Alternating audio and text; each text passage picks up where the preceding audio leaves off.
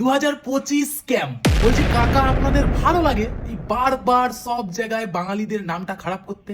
যারা ফুটবলের এফ অব্দি জানে না, 1 টাকা টিকিটও কাটেনি, তারা মেসিকে ঘিরে রয়েছে, সেলফি তুলছে। কি পরিচয়? তারা হলো নেতা মন্ত্রী, বাঁহাত ডানহাত। আর এই হাজারো হাজারো ফুটবল প্রেমী মানুষেরা যারা মাসের পর মাস ধরে টাকা জমিয়েছে, এত টিকিটের দাম হওয়া সত্ত্বেও তাদের আইডলকে একবার নিজের চোখে দেখবে বলে তাদের কোনো ভ্যালু নেই। কারণ কি?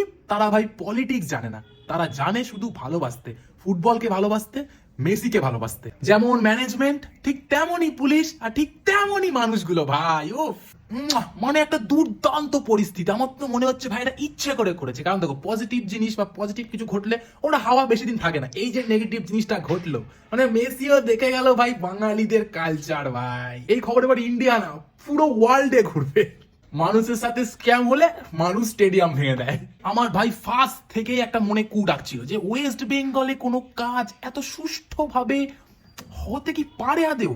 মানে দর্শকরা কি খুব বেশি কিছু চেয়েছিল? ওরা জাস্ট চেয়েছিল মেসিকে একটা বার যাতে গ্রাউন্ডটা হাঁটানো হয়, ওই টাইমটুকুর জন্য অন্তত নেতা মন্ত্রীদের সাইডে বসিয়ে একটু ডিম ভাত খাওয়াতে পারতো, ম্যাটার সলভ হয়ে যেত, দর্শকরা খুশি হয়ে যেত। ম্যানেজমেন্ট টাকা পয়সা লাগলে বলে দিতে, দিয়ে দিতাম। মেসির নাম করে এইভাবে ইমোশনে আঘাত করলে উফ। এই যে এই ভিডিওটা আমি শেয়ার করলাম, আমার মনের ভেতরে যে কাঁচা কাঁচা বাংলা ভাষাগুলো চলছে, যদি ওগুলো আমি বলতে পারতাম ভিডিওটা রেস্ট্রিক্ট হয়ে যেত। তাই আমি হাসি মুখেই বললাম। মনে আছে আমাদের সবার প্রিয় এমনই একজন সিঙ্গারকে কলকাতায় এনে মেরে ফেলা হয়েছিল এই ম্যানেজমেন্টের দোষে। মানে আমি এখন সিরিয়াসলি বলছি যে ভাগ্যিস মেসি থাকেনি, নালি অশিক্ষিত পাঁচটা ম্যানেজমেন্টের জন্য যে মেসির কি হতো, ওটা ভেবেই আমার ভয় লাগছে ভাই। ভ্যামোস।